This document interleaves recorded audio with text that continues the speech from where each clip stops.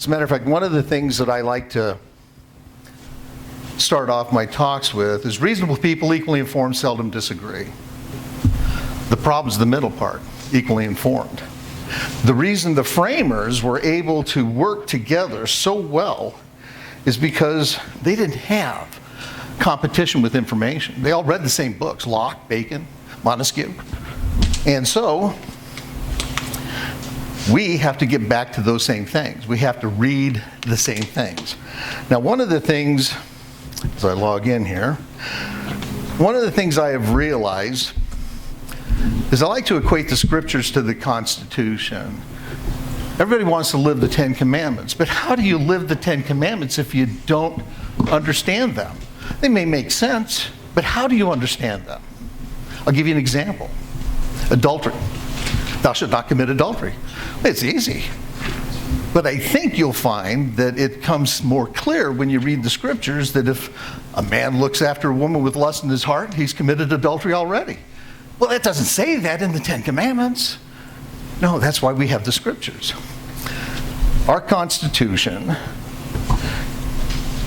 actually has scriptures to it.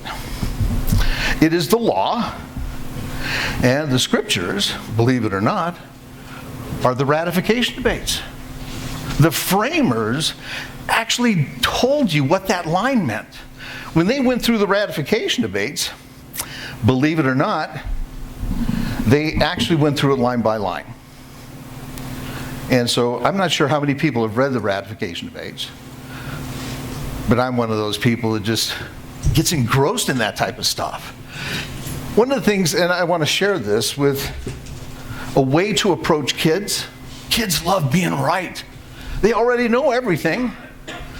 So give them the facts so they can actually be right. So they can tell their parents, you're doing it wrong. We're not supposed to be voting for tickets. There's no control over party in the Constitution for its choosing the president. We're supposed to elect our electors, right? So in doing that, and in putting that paradigm out there for you, I would suggest that instead of having a ticket, have two presidential candidates and let the electors choose who would be president and who would be vice president per the Constitution. I'd even put it out there, and this is not even what I'm talking about, but I'd even put it out there. Consider this. Nominate your president today. It's all about messaging and marketing, right? Well, you already know you've got a mountain to climb in getting the message out. If you have your nominees 4 years in advance, I am the constitutional candidate and the presidential nominee for 2024. Wow. You already now start your messaging. You can do that now. Yep.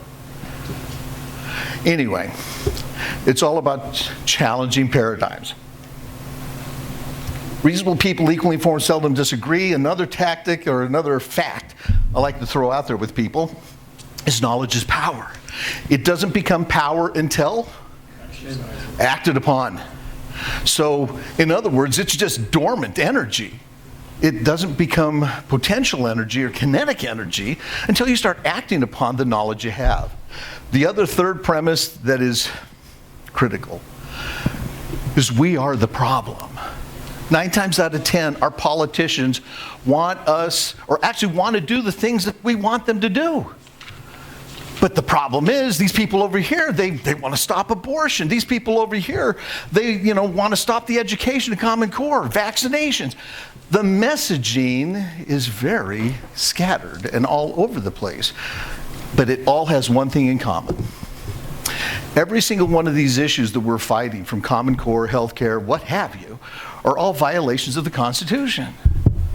So why don't you become succinct in your message and say, compliance to the Constitution? Now, most people don't even understand what a Constitution is. Give me 3 C words that means the same thing as a Constitution. Contract. Contract, one. Compact. What? Compact. Did somebody say compact? Okay, that's another one. Third. This is the tough one. Covenant. Covenant. Isn't that interesting? All 3 words that basically mean the same thing, but something's unique about our Constitution. It's not a general constitution. It's an enumerated constitution. And I will jump ahead to what Mr. Iredell said in the North Carolina ratification debates. I'm going to read some of these things to you so that you understand the goal, the actual national treasure we have in these ratification debates. If you really want to understand the Constitution, just like the Ten Commandments, you got to read these ratification debates. And I'll give them to anybody that asks them. I have them in a Word document so it's easy to search what I have. I don't have all of them. Now, if somebody wants to bequeath me with the documentary history of the ratification of the Constitution, the University of Wisconsin did, when they started that in 1976, the bicentennial, I would be so humbly grateful.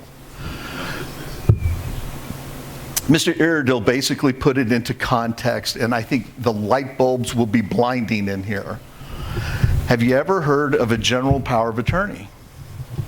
Do you want to give me a general power of attorney? So, but most people have heard of a specified, but there's another word for a power of attorney. It's called enumerated. It means you're listing specific powers.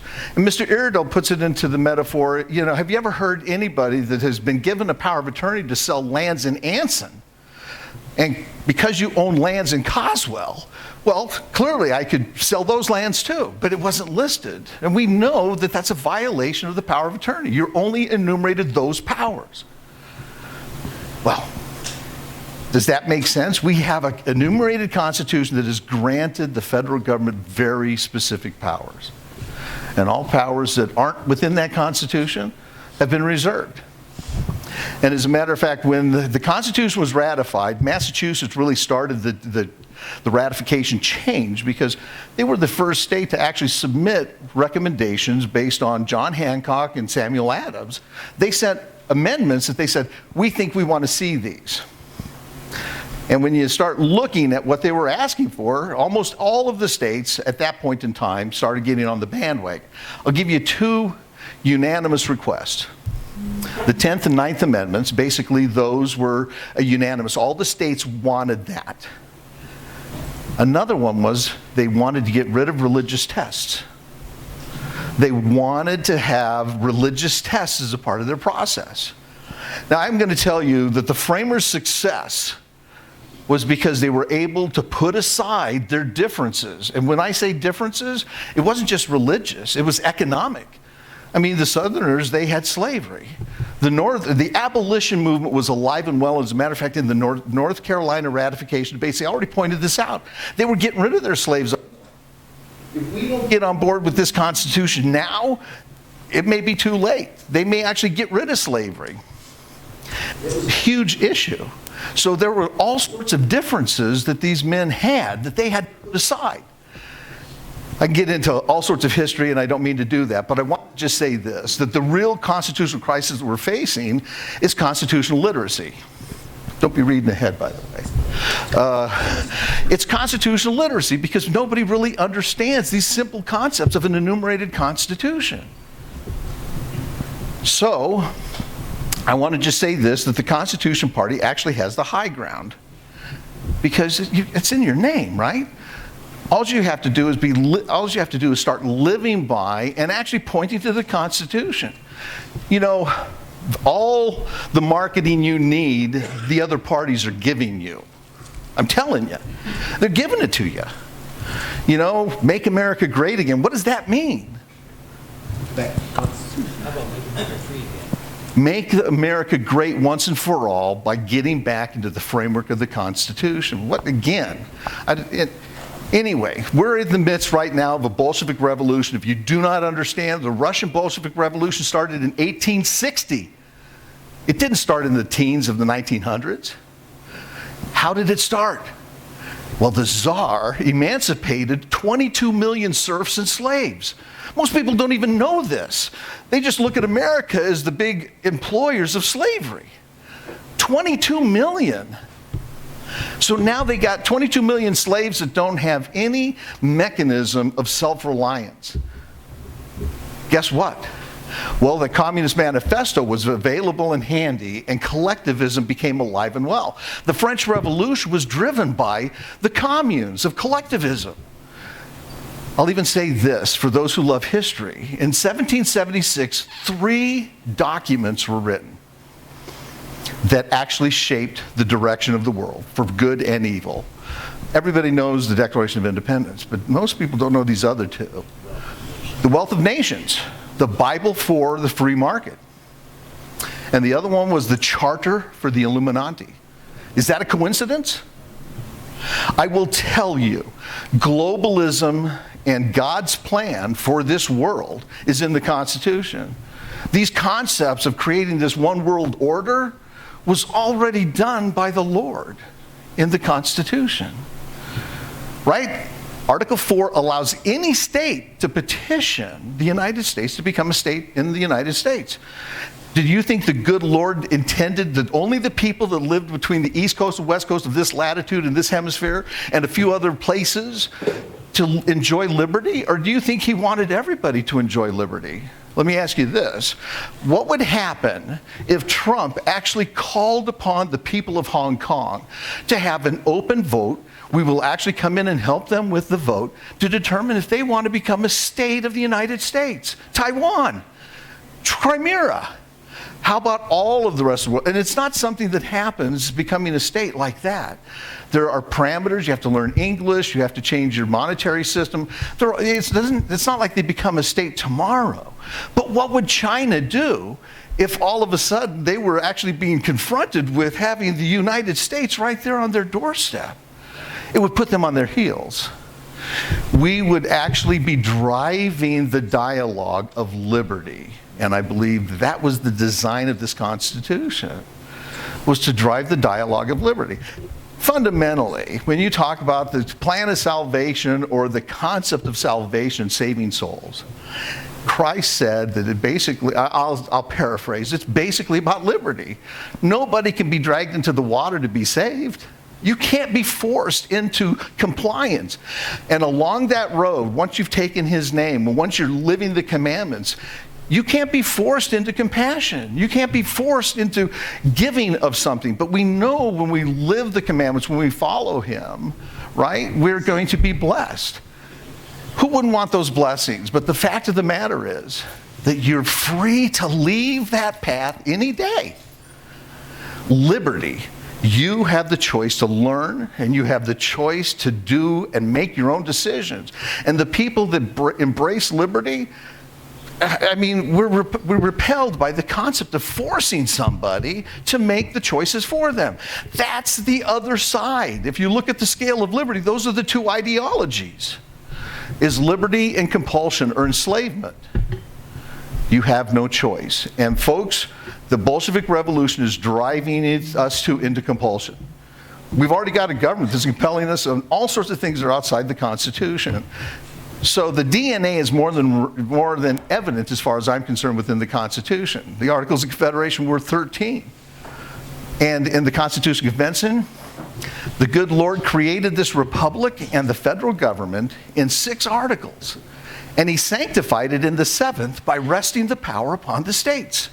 Most people look at the 7th article as like nothing. You know, we can just get rid of it. Are you kidding? It identifies who the stakeholders or the owners of this Constitution are. It was amplified with Article 9 and 10, but the whole point, and I submit to you that the Bill of Rights was not necessary. And as a matter of fact, because of the Bill of Rights, we became complacent as a nation. Because the states would not have been guarding themselves away from this federal government trying to consume power. But I do believe that the Bill of Rights, by the divine hand of providence, saw the necessity of it because it was the 14th Amendment that actually created real teeth to the Bill of Rights. In Section 1, no state shall pass any law that abridges the privileges and immunities that the Constitution guarantees, which includes the Bill of Rights.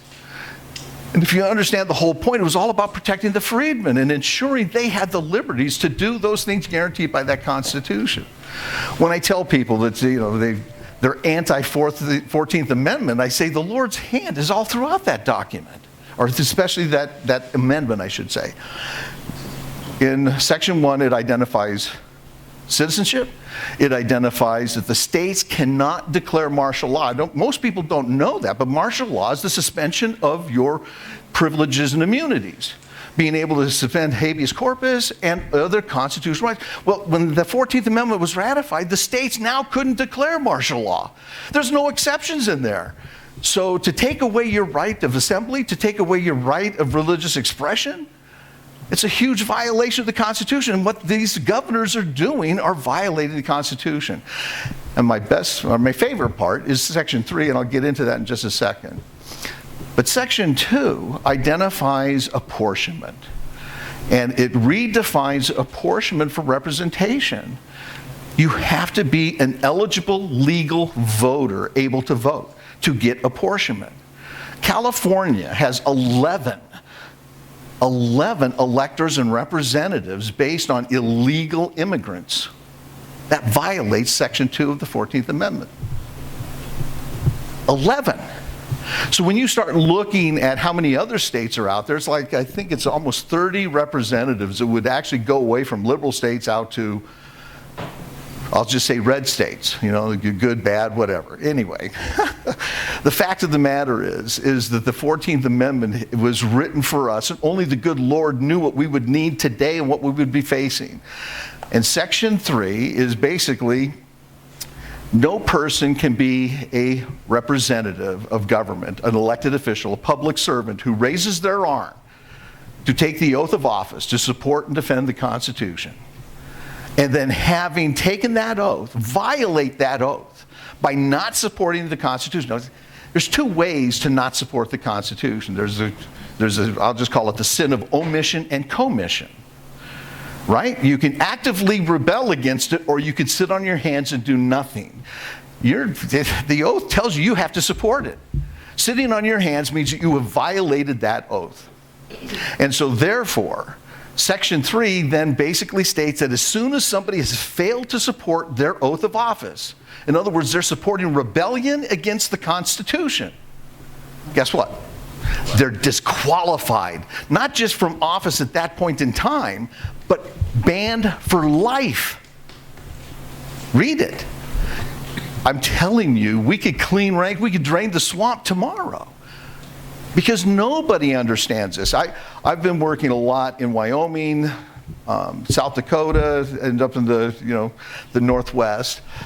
And I've got a lot of legislators that are all on board. They support Republic Review, and the documents that you got is all about Republic Review, and it's about the process. I didn't want to necessarily come here and teach you that. As a matter of fact, I've got the content to teach you that. If you want to understand the origins of that, it was by the divine hand of inspiration, divine hand of providence. And actually, I wasn't touched first. I realized over time as the Lord started just showing me, just be patient, young man, just keep reading. Thomas Jefferson and James Madison actually exercised this concept that actually Thomas Jefferson wrote about in his book, The Notes on the State of Virginia, in 1784. And this is all about the 1798 resolutions of Kentucky and Virginia. When the federal government violated the Constitution, they called upon the states to join and take action to force the federal government into compliance, because they knew nullification would not suffice. Anybody that tells you that nullification is the way, it's tantamount to a fly swatter killing an elephant. Because nullification does not get rid of the evil government that has been created and that is draining us and destroying us and being used as a weapon against us. We have to interpose, which is why in Section 8 of the Kentucky resolutions, Jefferson calls for committees of correspondence and conference. If you understand committees of correspondence, that was the precursor to the Revolutionary War, where the states actually started working and talking, how are we going to resist this tyranny? Madison, in the same, I believe it's Resolution 8, where he talks about interposition, where the states need to join this state in the necessary measures to gain this compliance. I'm paraphrasing, but if you read one of my articles, it's about interposition versus nullification.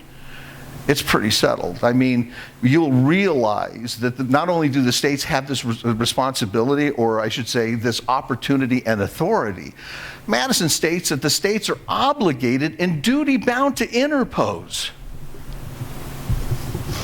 So, We're fighting a lot. But I'm telling you, the good Lord gave us everything. If you understand this Constitution, and it's not rocket science, a moron like me, if I can get this, then the brilliance in this room that is shining today will easily get this. And I have one thing to tell you. I'm here to help, but I'm not from the government. So it would help if I actually turned this on. All right. So one of the things moving forward, and I want to read a few things. So Madison was asked in 1821 on his notes on the Constitution, why? Because they wanted to understand the Constitution. And they felt that his notes would actually create the clarity so that they could understand what these founders were really creating. And then when I say founders, and forgive me, men are not founders in our Constitution. They were framers. The states are the founders. Like a founder in a corporation is a person who has the stake or the share. They're the owner. The states are the owners. And it's a huge misnomer calling men founders when the states were the ones that had to ratify. You know, the Constitution was ratified by we the people. It was representatives that we elected to go debate it and decide. It was not a democracy. They used representatives to determine what they were going to have for lunch. They were so Republican in form.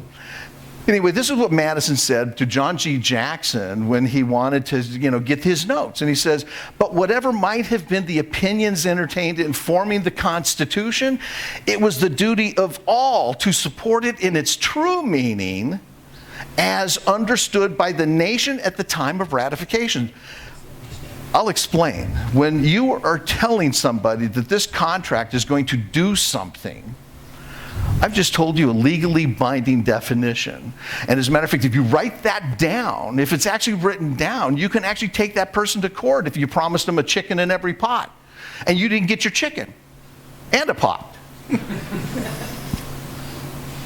I want you to understand the magnitude that these ratification debates provide.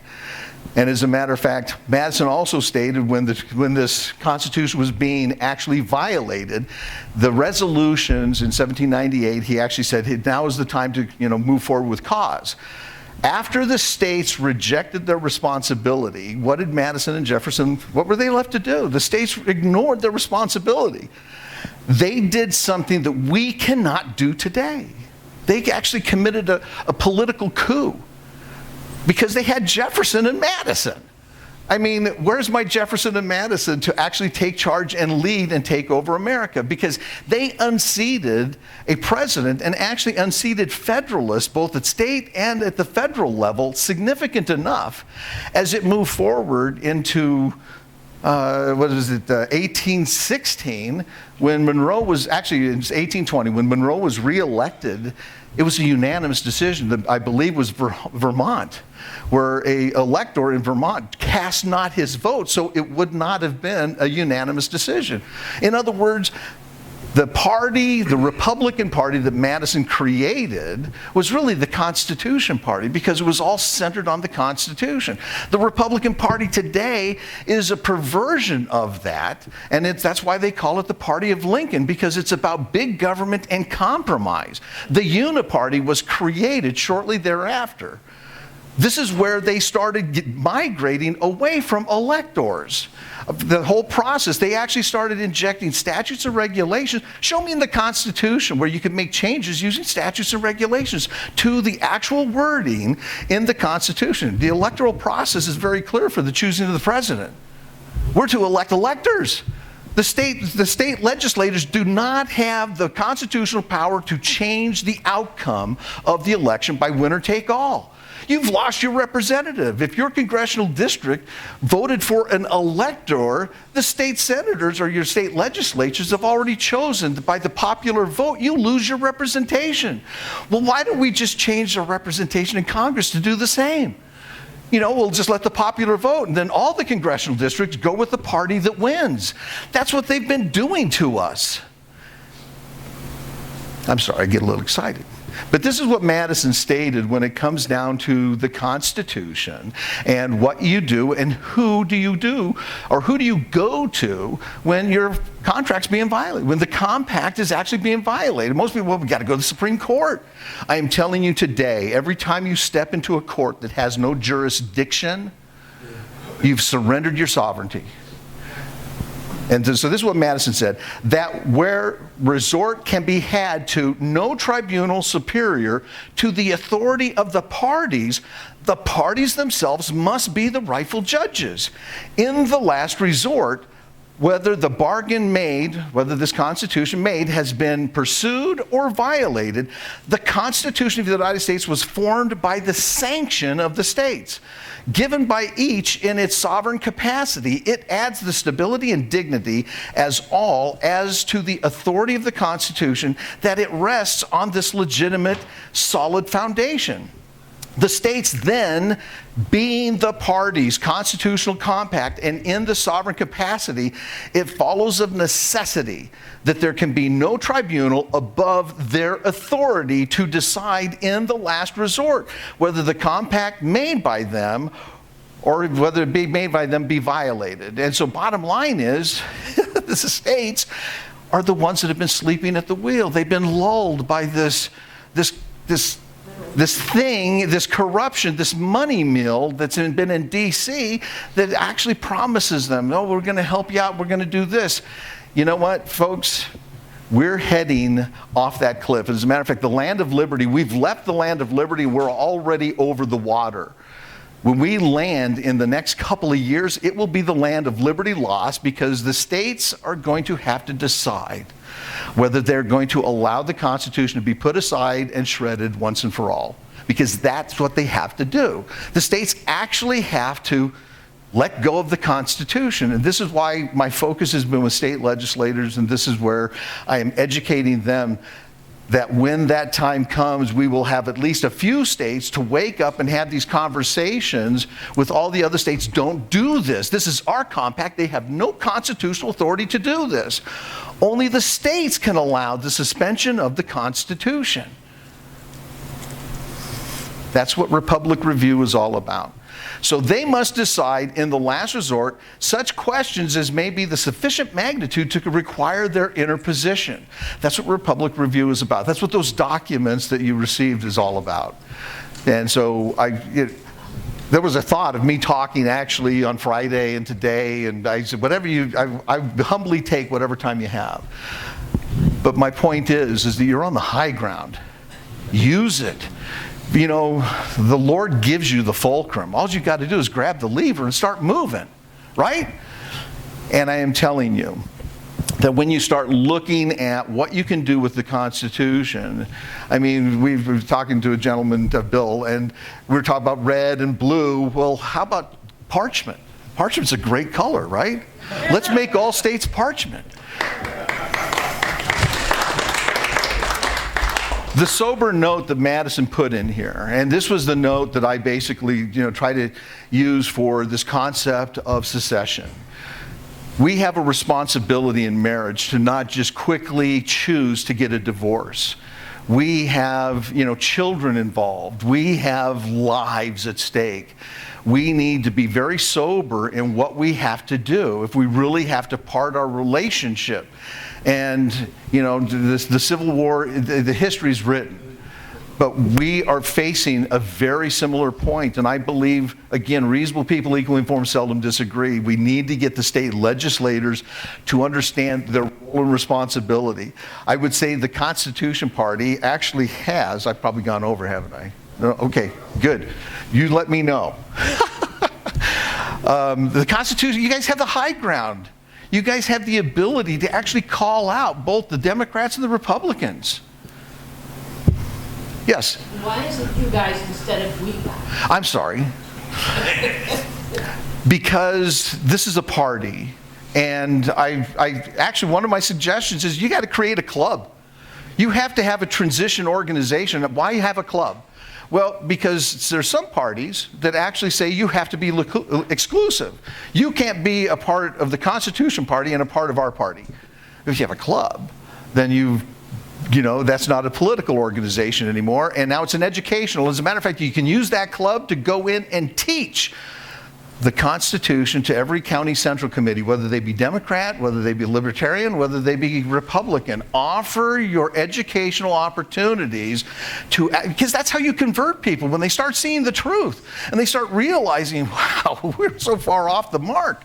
This becomes another fulcrum and another lever. You would actually take ownership of over half of the Republican Party because and even part of the Democratic Party, the blue-collar Democrats, they love the Constitution and they would be abhorred with the concept of shredding it. They don't want to necessarily admit, but right now, what's in it for them? They got these perks with the union. They got these benefits. They got to keep their guy. And they don't see at the local level the damage that's occurring. But it's a gradual process of at least saying, hey, let me show you something about the Constitution. And I'm going to tell you, you're going to find that people's eyes will start opening up and they will they walk towards the light. Right? In the middle of a dark forest, they see way over there. I see some light. I'm going to go over there because I'm in the dark. I know that the good Lord gave us everything we need in this Constitution. Section 3, when you actually start reading this, you can actually start holding, and you can point out to your Democrat and Republican, Libertarian, every politician out there, they're all violating the Constitution, and you can point out how. We have actual 2 tools in the Constitution, in our constitutional law, of mechanisms of actually draining the swamp. First is one that nobody even understands. The First Amendment petition for the redress of grievances, petitioning your government. How many people have used their First Amendment petition? And where have you taken it to? Have you taken it to your state? Have you taken it to your county commissioners? Have you taken it to your sheriff? And have you, in that First Amendment petition, demanded that they convene a common law grand jury, which is a part of our legal system. And a common law grand jury doesn't just give you an indictment, it can also give you a declaration of clarity of the law. Has the law been broken? And when it comes to this COVID, has your governor actually violated the law? Absolutely they have. And so that's why you call for a common law grand jury to prove whether they have or not. Leave it to the facts and let the common law grand jury do that. Now, if you start actually getting multiple counties to actually come forward with declarations that the law is being violated, and every public servant who has supported the violation of the Constitution has disqualified themselves in accordance with Section 3 of the Constitution and must be removed. I'm sorry, I didn't write it. The good Lord did. I'm just the messenger. And that's what we need to do. That's allow these facts to just come forward. All we have to do is be, the real question is, we all realize that we have our own problems, I've got a hip problem. We have some problems that are our own fault and some problems that are our own fault. Or others, or the good Lord gave us some disabilities or what have you. The fact of the matter is, the things that we can change, are we adult enough? Are we man enough? Are we woman enough to address that and change that, right? Are we adult enough to take a stand and say something and get out there and actually be bold and declare that we need to comply with the Constitution, folks? We've already lost all of these liberties. One of the things that I want to compare to, and I want to give you a good example between the Federalist Papers, because what are the Federalist Papers? They're insightful letters. They're just insightful letters. They're not legally binding documents, because these were not the words used to convince the acceptance of a compact. The debates, those testimonies given by the Federalists, that's what everybody bought into. So every testimony of a Federalist explaining the Constitution, those are what's legally binding. So this is what Madison said regarding a compact. This is Federalist Paper number 43. A compact between independent sovereigns founded on ordinary acts of legislative authority can pretend to no higher validity than a league or treaty between the parties. It is an established doctrine on the subject of treaties that the articles are mutual conditions of each other. that a breach of any one article is a breach of the whole treaty, and that a breach committed by either of the parties absolves the others and authorizes them, if they please, to pronounce the compact violated and void. Now again, we don't want to rush to that kind of divorce. Secession, this is actually the evidence, but not legal evidence, that the states could secede. You want legal evidence? George Nicholas in the Virginia ratification said something very similar, but listen to what he says. Have we not seen in America that treaties are violated? Because Britain was already violating the treaties, right? They were impressing our soldiers, or our sailors and so forth. Though they are, in all countries, considered as the supreme law of the land, was it not therefore necessary to declare in explicit terms that they should be so here? How then is this Constitution on a different footing from the government of Britain? The worthy member says that they can make a treaty relinquishing our rights and inflicting punishments because of all treaties are declared paramount to the Constitution and the laws of the states. If you believe that, then you have submitted to the lie. Because he goes on and says, an attentive consideration of this will show the committee that they can do no such thing. The provision of the 6th article is that this Constitution and the laws of the United States, which shall be made in pursuance thereof, and what he's talking about is the enumerated powers. They can't make a law that is not tied to the enumerated powers. And all the treaties made, or which shall be made under the authority of the United States, be the supreme law of the land.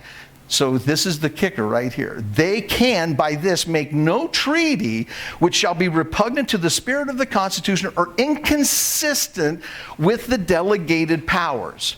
Now, do you think there's a big difference between what the Federalist Papers said regarding a compact and the absolving and what Nicholas just did?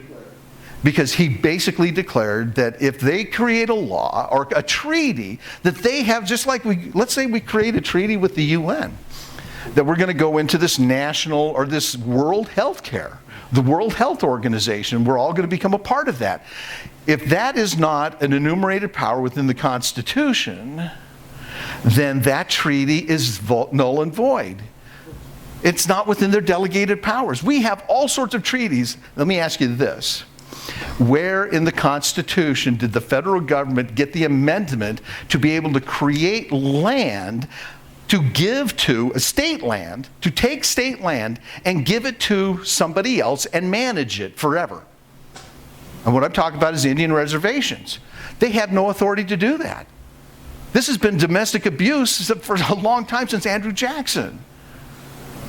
As we start really looking at the Constitution, to me, this is not rocket science. It just starts really making sense when you really start looking and challenging it. It's really constitutional. Anyway, one of the things I wanted to actually share is the desire to change, because that's to me what political parties are, is to drive change. The fact of the matter is that our government is rock solid. It is enumerated in these powers. Now, you in the states have problems, because I'll bet you've done these bad, evil things like create general powers to allow your state government to have this general power. So we really need to clean up state constitutions and getting them back into enumerated, and I'm really looking down the road.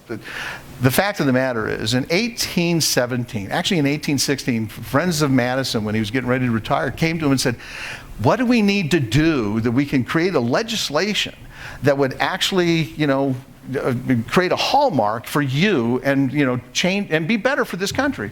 And Madison basically went into what Adam Smith said in The Wealth of Nations. If we could improve our highways, waterways, and the movement of commerce, we would become the economic powerhouse that nobody could compete with. And so they went across and they created a bill. It was called an infrastructure bill, and it was a really long name, so most people call it the bonus bill. But when they gave it to Madison, that basically he kind of hinted that this is what they needed to do, but they didn't understand. He vetoed it. And this was the foundation. This would have been the footings, the legal footings for an unconstitutionally legal footings for the Department of Transportation. And Madison said, you can't do this. This is not within the enumerated powers. And so when they started creating national monuments, you can see what the father of the Constitution received as a monument for him. They weren't done, though. Congress said, we really need to do this. We need to usurp this. We're not going to amend the Constitution, even though Madison said this. So in 1822, they went to James Monroe. And James Monroe's veto, admonishment, I think was better than Madison's. He brought in all four of the, what I call the mystical clauses: the General Defense and Welfare Clause, the Commerce Clause, the Supremacy Clause, and the Necessary and Proper Clause. He says none of those clauses are portals to grant the federal government any new powers. Those are only powers that accentuate or based upon the enumerated powers. In other words, they're only supreme in the enumerated powers. They can only create laws necessary and proper regarding the enumerated powers. The same thing with the Commerce Clause. Anyway, Monroe basically vetoes this exact same bill, or a very similar bill. It was a Cumberland Gap bill. And they would have created the footings for a Department of Transportation. Well, Congress wasn't done. They tried in 1830 with Andrew Jackson. And he, in the longest, is like a 9-page admonishment, said, if you want to change the Constitution, if the American people want us to regulate our highways and waterways, then you have to amend the Constitution. We had 3 presidents that said you have to amend the Constitution to create a Department of Transportation. Okay, friends, where is the amendment? I'm just trying to make a point. When you really look at all of the powers, the only way we get rid of those is republic review. The only way. We actually have to have the state legislators go through the audit. And if you look at what Jefferson did in the Kentucky resolutions, he audited the Constitution and how each of these bills of the Alien and Sedition Acts, how each of those violated the Constitution, what parts of the Constitution they violated. And so the Republic Review is literally auditing the Constitution, not just in the powers exercised, but guess what? If the Supreme Court has created laws such as abortion, such as marriage, anything that is not an enumerated power, they've overstepped their bounds, and plus they've overstepped their role, because they're actually supposed to be determining whether it is in the Constitution or not. Is it in the contract? If it is, then okay, this is based on contractual. But if it's not, and they say, well, we think this is a good idea, then they're supposed to go to Congress and say, create the law. But instead, they've aggrandized their position. John Marshall went down this power, and as a matter of fact, jurisdictions are really, really, really clear. But I want to give you one that John Marshall actually used. And this is what he said in the Virginia ratification base. He said, can they, the federal government, go beyond the delegated powers if they were to make a law not warranted by any of the powers enumerated? It would be considered by the judges as an infringement of the Constitution, which they are to guard. They would not consider such a law coming under their jurisdiction and would declare it void. So in other words, the Supreme Court, when they hear a case on marriage, when they hear a case on CO2, when they hear a case on life, guess what? It's not enumerated. The things they're supposed to say is, we have no jurisdiction. This is a state issue. This is not a federal issue, and it does not belong in the federal courts. It's really that simple. So back to what can we do with the Constitution Party and kind of innovating, and how can we get into creating symbiosis and synergy. And I will tell you that there are all sorts of constitutional organizations out there that you and that I'm already working with militias, I'm working with people in the NLA and other organizations, people that are already embracing this stuff. And as a matter of fact, the NLA is embracing and supporting Republic Review, National Liberty Alliance, I'm sorry. There are plenty of people that are waking up and realizing that the Constitution is our only saving grace if we want to save our liberties in this country. And so there's lots of people that are out there. I'm telling you, the militia is a huge supporter of the Constitution. They may not understand it, but they're getting there. And just like everybody, it's just, one page after another. I've got lots of articles. I would love if you would give me feedback on them. But the fact of the matter is that it's an educational process, but it's an action process as well. And getting people to start, the marathon isn't won in the last step, it's won in every step. And the toughest step is the first. Because after you've taken the first step, just repeat. Keep doing it, keep going, keep going, keep going. That's what we're doing here. We're actually in this race because people that are here are active, they're moving. And now what we want to do is, are we moving towards the light? Are we moving towards the shade of blue or the shade of purple or yellow, right in the spectrum? Let's move towards the shade of parchment. So some of the things that I really want to do, because I'm really, like I said, there's never enough time. We got to be leaders. Anybody that understands leadership and management, as a matter of fact, it's good to hear old Peter Drucker's smart rules of, like setting goals. We have to be leaders. And there's a difference, and if you haven't heard this adage, it's just worth repeating. Leaders do the right thing. Managers do things right. When you look at the parties, they're managers. They're managing agendas and they do things right, and they get scolded when they start doing things like, I will tell you that when you start actually teaching Constitution classes to these other parties, because most people there want to hear this. They actually go to the party and they go, hey, how come we don't, we're not even talking about the Constitution here. Oh, well, we don't do that. Yeah, and so this is the opportunity, because you make friends, you just go, they're open, right? Just like every other party, you have guests come. You align with some people that actually want to have those classes and lessons. And I'm telling you, it's almost like your missionary lessons. When you start teaching the Constitution, people are going to start recognizing, wow, this party has nothing to do with that. It's about agendas and control. Remember it was repeal Obamacare. Now it's repeal and replace. There were 26 states that actually combined and challenged that, and it was unconstitutional, but they made the mistake of surrendering to the federal court system. 3 states independently fought that. I believe Idaho was one of them. And they're all fighting this monstrosity, when they actually have the power to say, we don't have to do this anymore. The question is, are we adult enough to really face those things? Are we strong enough to get away from this beautiful safety net? I am telling you, we will face austerity if we're to save this republic. But the austerity we will face if we go into the land of lost liberty will, make our reclaiming the republic pale in comparison to the austerity we are going to face when we become subjugated, because the heel of tyranny is the most brutal. I can't say that enough. Lead on core principles. Again, a real leader basically finds the core principles, and liberty is that core principle. Making and assuring people understand how the Constitution protects that. How the Constitution can act, because everybody that is having to deal with what the federal government, or I should say the state governments are doing in violating the Constitution, they're just going, can they do this? No, but they actually can do something. They can actually, if you get sick, because the state has a responsibility to protecting people, they don't have to declare martial law, but they can say that if you are sick, then you must either quarantine or we will quarantine you, because they have a responsibility to protecting people from getting harmed or getting hurt. And so we've done nothing over the flu. And as a matter of fact, we lose tens of thousands, if not 100,000 plus on a yearly basis because of the flu. And worldwide, it's well over 100,000, I know that. And if you look at the numbers, the flu counting as of February, I think this year, the flu, the World Health Organization has no report of the flu. It's all COVID now.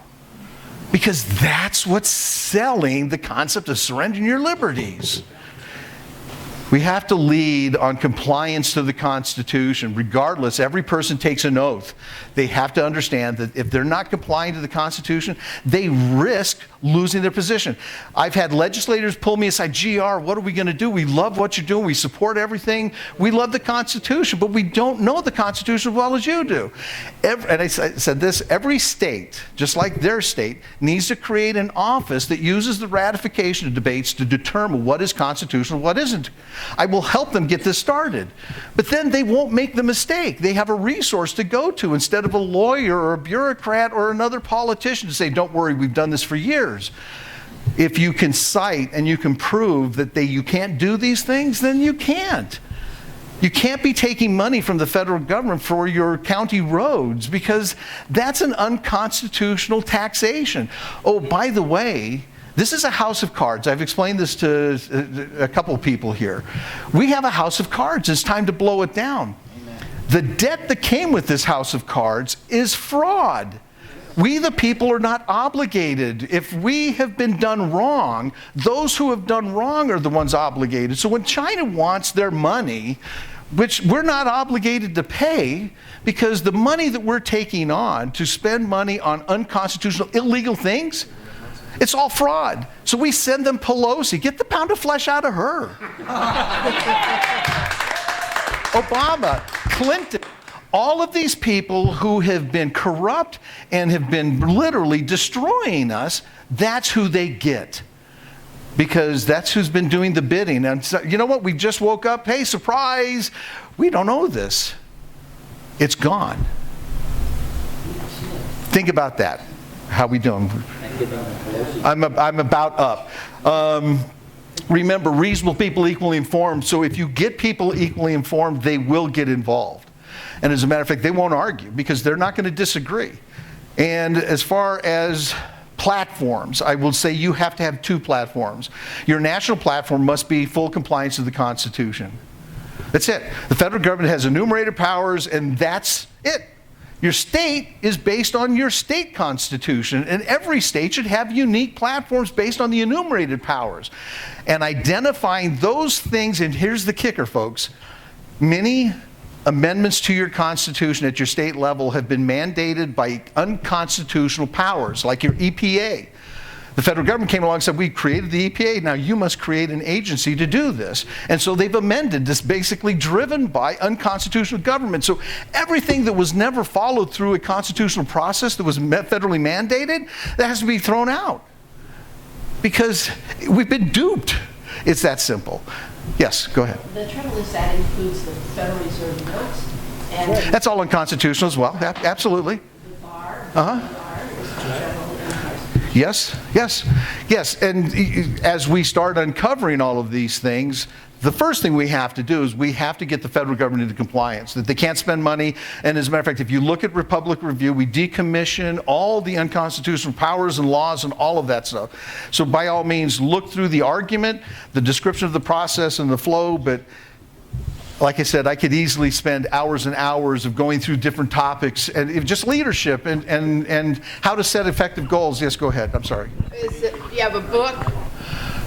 Is your Republic Review in a book, on a website, in a paper? So yes, I've written 2 books that really talk about this, but I don't peddle my books. Well, I'll give you. Well, that doesn't help me. Yeah, you can. If I will send you my books if you want to read them.